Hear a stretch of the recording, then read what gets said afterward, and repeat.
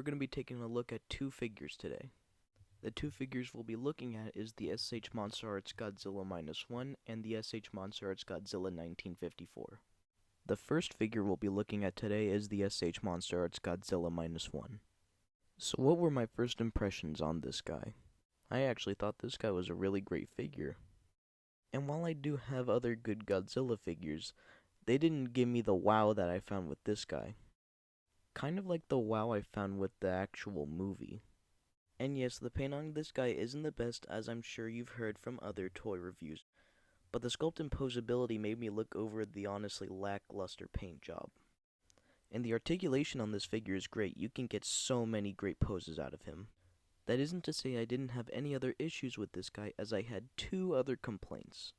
The first issue I had was with the three main dorsal plates at the base of the neck. You see, they're not, connected to the body like the rest of them, so they have a little wiggle. But that's not really the problem I have. The problem I have is when you go to move his head up more, they have the possibility of falling off the figure, and you could potentially lose them. I even had to super glue the base to make it thicker so it could stay in the actual spot, because the one I just pulled out, it didn't stay in all the way. So that was really disappointing to have to deal with for this guy. And that is not something you want to have to deal with for a $140 figure. My second complaint was the articulation of the head. You see, he has this little spike here at the base of his head, and that really limits the articulation, so you can't really get much side-to-side motion or any real up and down motion with it, which is really disappointing because the rest of the articulation on this figure is so good, and that just really makes it stand out more, and it's really frustrating when you're trying to pose him or if I was going to do a stop motion with him. Now, with my complaints out of the way, what are my overall thoughts on this guy? Despite the issues I had, I thought this was a pretty good figure, and it's definitely worth adding to your collection. Anyways, now it's time for the second figure we'll be looking at today, which is the SH MonsterArts.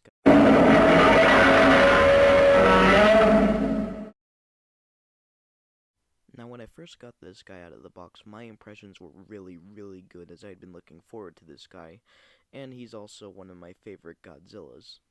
And again, there are other great Godzillas in my collection that are really, really good and have great articulation. But this guy completely blew the rest of them out of the water because I just really, really thought this guy was great. It's definitely a great figure and definitely should be the basis for all SH MonsterArts Godzillas. But I think to truly show you how much I enjoyed this guy, I should, actually show you. Now, first of all, the sculpt and paint is really good.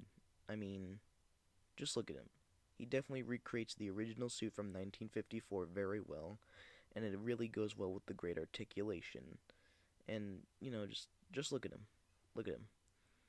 And, I would have liked to see more paint on the dorsal spines towards the middle, but, it's not really a deal breaker, to be honest. And then I also love the sculpted in wrinkles. They're really good and just give, that suit effect that, you'd want to have with this guy.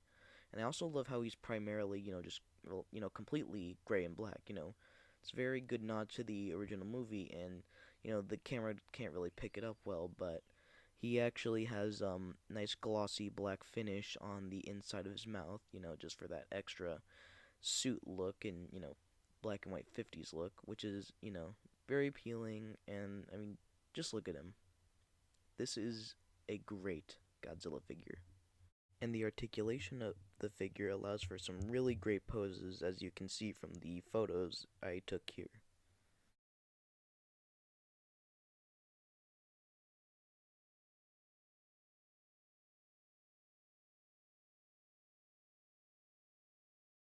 And I don't even have a single complaint with this guy, that's how good he is.